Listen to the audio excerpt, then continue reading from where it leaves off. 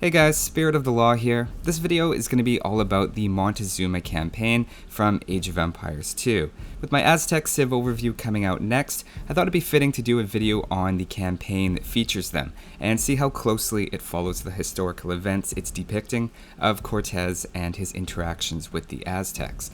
Now keep in mind, I'm a math science guy and not a history buff, so don't expect me to be poring over primary sources by candlelight or pronouncing anything correctly.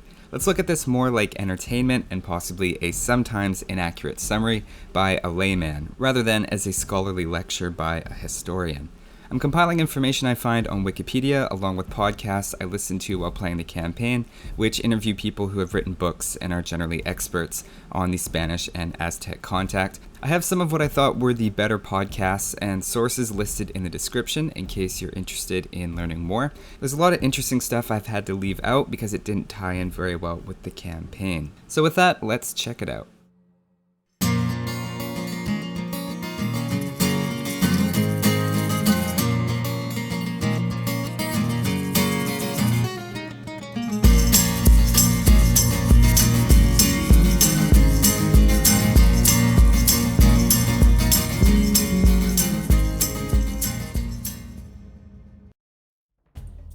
The campaign opens with an eagle warrior, Cuauhtemoc, describing some mysterious omens. It does a good job establishing the capital city, Tenochtitlan, as well as the size of the empire, the fact that the ritual sacrifices played a huge role in Aztec culture, and even that the narrator, Cuauhtemoc, was a real guy, though we'll get to more on his role and everything a bit later. The part where Montezuma's priests are telling him that the signs point to the return of Quetzalcoatl is an interesting choice to include here. There are historical sources describing Montezuma as, at least to begin with, accepting Cortes as a god when he arrived, and of Cortes's arrival as following some omens, including a comet and a burning temple or two, along with a few others. The arrival also coincided with the end of the Aztec 52-year calendar cycle, which in and of itself was also linked in Aztec culture with rebirth. So certainly some of the more superstitious people at the time may have believed this, but the whole thing is generally regarded as a retroactive narrative that has really benefited everyone to tell. The surviving Mexica shortly after the fall of the empire would probably have rather attributed their fall to the superstition and bad luck of their ancestors. The Spanish, for their own part, would probably have also enjoyed the narrative of their arrival being preceded by omens, since it paints their conquest to an extent as fate, perhaps dare they even say maybe divinely arranged, and spreading Christianity was definitely on their to-do list. That sounds a lot better than to say they simply took advantage of a tumultuous political situation and what essentially became a civil war in the region, which we'll talk more about shortly. At the end of the day, the idea that the Aztec mistakenly viewed the Spanish as gods may stick around for no other reason than that it makes for a better story. And I think that's probably why it's included here, but we should be looking elsewhere for the real motivations of people's actions at the time. Now, the first mission itself isn't based on anything that I came across, and the 4 shrines thing feels a bit made up for the sake of a level. Greg Street, who is one of the developers with Ensemble Studios making Age of Empires, has said the first Aztec scenario was made with the very conscious intention of introducing people to the new Mesoamerican architecture and the rainforest animals. And since the first mission of the Montezuma Campaign was also used as the demo for the Conqueror's expansion, you can imagine commercial and gameplay pressures took precedent over historical aspects, and I'm okay to give that level a pass in light of that. The second mission also seems to have taken some liberties, though the names are of the Triple Alliance partners, which made up the Aztec Empire. And in fact, the names overall are quite accurate throughout the campaign. The order of things is a little different from reality though, and the abandonment of Tenochtitlan's allies seems to have happened quite a bit after Cortes arrived, while the scenario presents the Triple Alliance breaking as soon as the Tlaxcala are defeated. I think that works in the context of the scenario, and it makes it a lot more interesting as you suddenly lose map information and your 2 allies declare war on you, but it's a sacrifice of historical accuracy for a surprise twist in the gameplay.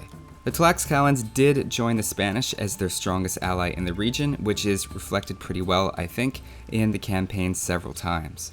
Now, at the end of the second mission, you see the arrival of Cortes. Cortes has a bit of an interesting story leading up to this arrival that I think is worth sharing.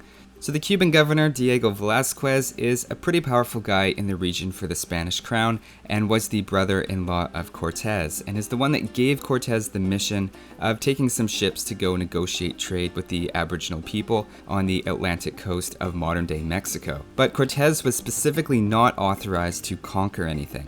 As the senior official of Cuba, the prestige and fame from conquest was something that Diego was naturally reserving for himself. Cortes, however, did some sweet talking and managed to get a clause put into his orders that he could take emergency measures without prior authorization if it was, quote, in the true interests of the realm, or something to that effect. That would end up being Cortes' legal justification for doing just about anything he wanted, as long as the results were clearly in the interest of the Spanish Empire. Diego may have suspected Cortes had some ambitious plans though, and cancelled Cortes' mission just days before it was due to depart, but Cortes ignored the order and set sail anyway, completely illegally at this point, with 11 ships and 630 men. It's probably safe to guess he wasn't planning just to negotiate some trade deals at this point. That's also seen as part of the reason why he did eventually sink his own ships, as shown in the campaign, essentially to prevent his own men from abandoning their likely soon-to-be arrested commander. Politically, we can speculate he probably felt he had to conquer something on the mainland, something so big he could justify what was essentially an act of treason. Not long after arriving, Cortes did meet up with the Tlaxcala as shown in the campaign, and after warring with each other briefly, an alliance was brokered between the two when they learned of their mutual hostilities with Montezuma and the Aztecs, though up to this point Cortes had refrained from open hostilities. From the Spanish perspective, they had very few soldiers and weren't likely going to be able to conquer and manage very many towns with what they had, and the Tlaxcalans' lack of a strong centralized government or emperor or treasury made for a not particularly satisfying enemy to fight. The Aztecs, on the other hand, had a famously wealthy capital with a greater population than any city in Europe at the time, and an empire pledged to a single ruler, which meant if Cortes could conquer just that single city, or even better, if he could maneuver himself into a situation to pull the strings on the emperor of it, it would give him direct control over far more land and wealth than he could ever realistically conquer. In a way, the Aztecs would then have done the conquering and consolidating for him. Attacking the Aztecs just made a lot of sense. At the same time, he probably knew that the Aztecs weren't particularly loved by their neighbors, which the campaign makes a point of establishing, and that definitely played a role in how willing the neighbors were to ally with the Spanish, to the point that even Cortes would have many more native warriors than Spaniards he was leading. In the campaign, they show that the Aztec justification for attacking Tlaxcala was to get prisoners for sacrifice, which is very accurate of how the Aztec Empire operated, and taking prisoners seems to have been the prime motivator for the Aztecs in battle. And they weren't used to warfare with the goal of killing your enemy, since status in their society came from how many prisoners you could take and of the prisoner's quality. Of course, some of the locals did resist the Spanish, and Tabasco was one such example, and that's featured in the campaign as an ally that you can choose to protect but don't necessarily have to, and they're probably representing other city-states that resisted the Spanish in the region at the time as well. Next in the story, just as it says, Montezuma did invite Cortes to his capital, but there's a pretty famous event that isn't mentioned in this scenario and would have occurred between the 3rd and 4th levels that's a bit telling, I think, of some of the tensions going on at the time. On his way to Tenochtitlan, the Aztec capital city, Cortes stopped by an Aztec city called Cholula and massacred the population and burned down anything he could. There are several accounts of why exactly the event occurred and what the precise motivation was. Cortes sent a message to Montezuma basically saying the locals forced his hand. Curiously, Montezuma was pretty understanding about the whole thing and said Cortes was still welcome in the capital, since unlike the scenario in Age of Empires, the Aztecs and Spanish weren't openly fighting. There's some speculation that maybe Montezuma was still extending the invitation because he really did think Cortes was a god. But on the other hand, maybe it wasn't because he viewed him so much as a god, as the result of the fact that the Aztecs had a pretty tenuous hold over their empire, and war with the Spanish might open things up for a general revolt and weakening of their position, which is exactly what happened when things eventually turned into open hostilities. Montezuma may also have figured if the Spanish were in his capital, he could keep a better eye on them and stop them from burning down any more of his kingdom, which, as we'll see, would be incredibly ironic if that was the case. It's also possible that he still hoped at this point to turn the Spanish against the Tlaxcala and make an ally out of them. Certainly, if the Aztecs could have convinced the Spanish to back them, that would have been worth overlooking what Cortes said, after all, was just a little misunderstanding in Cholula. The whole thing about stealing horses and gunpowder that comes up at this point in the campaign doesn't seem tied to anything historically, and I wish I found something to point to, but I think that was just introduced to give a little bit of speculative history and choice to the player. To continue our story, the Spanish did reach the capital and were welcomed, as the campaign says. By all accounts, the conquistadors were very impressed with the city, and here's a quote from a Spaniard in that initial group if you want to pause and read it. Now, the way it's presented in the story at this point gives the impression that Montezuma was mulling it over and was superstitious and indecisive, and this was foreshadowed several times. At this point, though, it's hard to say what else he really could have done. In a matter of days, Cortes forced Montezuma to formally pledge allegiance to the King of Spain. He demanded tribute of gold from the treasury, and he had hundreds of men in the capital with European weapons and armor. It wasn't so much indecision of what to do with the Spanish at that point, but a lack of options now that the Spanish were firmly entrenched in the palace. Now, there's a bit of backstory here that isn't included in the scenario, but the riots they mentioned didn't just happen out of nowhere. At one point, Cortes left the city with some soldiers to fight with another conquistador named Narvaez, who had actually arrived on the coast with orders to arrest him, because remember, Cortes was technically a treasonous thief at this point, having technically stolen the ships after his orders were revoked. The man left in charge of Tenochtitlan was Pedro de Alvarado, who subsequently made the ill-advised decision to interrupt a local Aztec festival and promptly massacred the Aztecs in attendance, including women and children, allegedly to steal all of the jewelry that they were wearing for the occasion. If you believe the Spanish version, they actually stepped in with the noble intention of preventing a human sacrifice, being the heroes that they were, and the whole massacre thing just happened when things got a little out of hand. Or maybe if you believe another Spanish account, the Aztec had actually been planning to murder all of them at the conclusion of the festival. Whatever the reason, when the few Aztec survivors that got away spread word that the Spanish were on a killing spree and were even slaughtering women and children, this alone would probably have been enough to start some riots. But with the fact that Cortes and most of his men were away, coupled with the hostilities that had been simmering to this point, this became the spark that sent the city into full-blown riot that not even their well-respected and militarily successful Emperor Montezuma could stop now. For Cortes, on his end, things went pretty well, and he headed back with a bigger army of Spaniards than he left with, on account of a very successful sneak attack against the Spanish army that was sent to arrest him, and with his new Spanish prisoners, he offered them untold riches if they would join his cause, which they all promptly did. When he got back to Tenochtitlan, he found his mostly peacefully conquered rich capital city now in a complete uprising. As you can imagine, he probably wasn't too pleased with the man he left in charge. Looking to restore some semblance of order, he did send the popular emperor to speak to his people and calm them down, but what happened next is up for a little debate. One popular story reported by the Spanish was that the rocks people threw at Montezuma while he was addressing them eventually led to his death from some subsequent injuries, though it's not hard to imagine that the Aztecs, of course, had their own ideas that the Spanish had killed him as they fled the city. By all accounts, some rock throwing aside, Montezuma was a fairly well-liked ruler by both his people and the Spanish, so both would have a vested interest in pinning his death on the other group for propaganda reasons. What everyone can agree happened next was not the pacification of the crowd, as Cortes had hoped, but a complete siege of the palace by Tenochtitlan's citizens, and a tactical retreat by the Spanish inside to get out of the city as quickly as possible. In this scenario, it's framed as an invasion from outside rather than a revolt with the goal of destroying a wonder, but it was definitely an internal riot.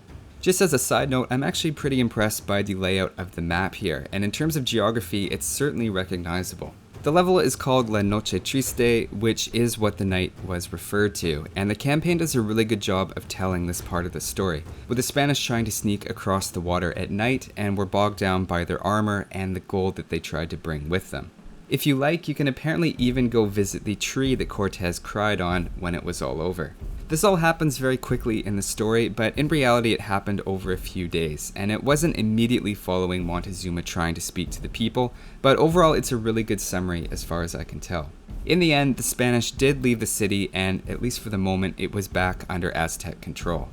So now I want to talk about the narrator of the story, who goes by the name Cuauhtemoc. At the start of the story, he's an eagle warrior, which is maybe a clever reference to the fact that his name meant descending eagle. In the story, he's now the emperor. In reality, a different emperor took over first, but died shortly after from disease, and then our narrator Cuauhtemoc really did become the next and final Aztec emperor. So a bit of simplification, but definitely pretty close to the mark. Now the 5th level of the campaign I find a little bit confusing. It's called the Boiling Lake, which as far as I can tell is a reference to one of the omens rumored to have happened before Cortes arrived, but the mission sounds a lot more like the Battle of Atamba, where a very large group of Aztecs, counted in the tens of thousands, managed to catch the retreating Spanish. But unlike in the scenario where you win the battle, the thousands of Aztecs were driven back, largely thanks to the Spanish technological advantage, horses, and the fact that the Aztec generals wore fancy headdresses that made them unfortunately easy targets to pick off and leave their soldiers pretty disorganized. The campaign has you fighting Spanish ships and stealing horses and gunpowder carts to make your own cannons, which doesn't resemble anything that actually happened. The Spanish weren't driven off so much as they were trying to retreat, and the Aztecs were trying to stop them. And the fact that the Spanish got away with far fewer casualties than the Aztecs really meant they should have been considered the winners of that battle. Now, after holding off the Aztecs and then subsequently being able to get back to his Tlaxcalan allies, Cortes did prepare to head back to Tenochtitlan, though this time with the intention of complete subjugation. After getting his legal affairs in order, Cortes was resupplied from Cuba and Spain and reinforced by local allies. He was now in a position diplomatically and militarily to cut pieces away from the Aztec Empire, and after around 3 months of campaigning, only Tenochtitlan and one other Aztec city were holding out against Cortes. It's hard to overstress the importance of the neighboring tribes to this whole process happening, and pieces of the Aztec Empire probably wouldn't have broken off as quickly as they did if the Aztecs had been in a bit better standing with their neighbors and their subjects. With Cortes now in control of the area around the city, he could now start his siege on Tenochtitlan. The siege was difficult for both sides, and it says in the scenario that the Spanish built ships and carried them inland, which is true, and considered a pretty big military feat, since they would otherwise have had a very difficult time reaching the man-made island. The siege was pretty brutal by all accounts and ended up lasting 8 months. During that time, the Spanish tried to starve the city by cutting off access to the mainland and fresh water. Also at this time, there was a smallpox outbreak killing thousands of Aztecs in the city. Allegedly, the smallpox had been introduced by one of Cortes' men they had absorbed from the expedition sent to arrest him, and the soldier had later died when they returned to Tenochtitlan, which may have been the source of the outbreak. At the end of the siege, the city had been nearly flattened by fire and cannons, not so much because Cortes wanted it destroyed, but because the Aztecs had held out for so long, refusing to surrender. This is probably the biggest point the campaign deviates from reality. In the final mission of the campaign, the Aztecs drive off the Spanish, and it says the Empire has endured its greatest challenge, then hinting that they may have won the day but perhaps not the war. In reality, Tenochtitlan was conquered by Cortes and his, by this point, mostly Tlaxcalan army, and the Aztec Emperor was captured. I can see why they chose to present it that way though, and it would be a little bit weird to win a level and then it tells you the city actually fell. And maybe there's an element of role-playing and alternate history here thanks to your excellent generalship. Jumping back to reality though, things didn't end too well for our hero Cuauhtemoc, and after being tortured for information about where to find more gold, he was later executed. The city was essentially destroyed at this point, and all of its surviving inhabitants were forced to relocate, though the location of the now destroyed capital did become the site of modern downtown Mexico City, and some small parts of Lake Texcoco are still present, although a large portion of the lake has been drained. The Aztec Empire officially ends at this point in the story, with the fall of Tenochtitlan 2.5 years after Cortes' arrival.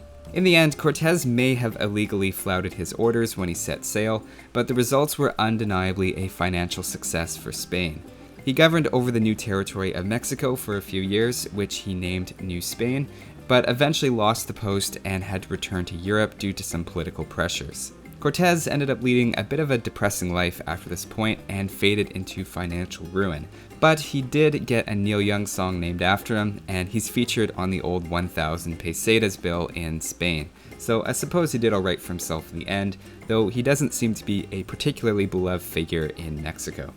Overall, I think the campaign did a good job of summarizing the events. The emphasis is definitely on telling a good story and some interesting gameplay, and takes a pretty wild deviation from history at the end, though I can see why they chose to do that.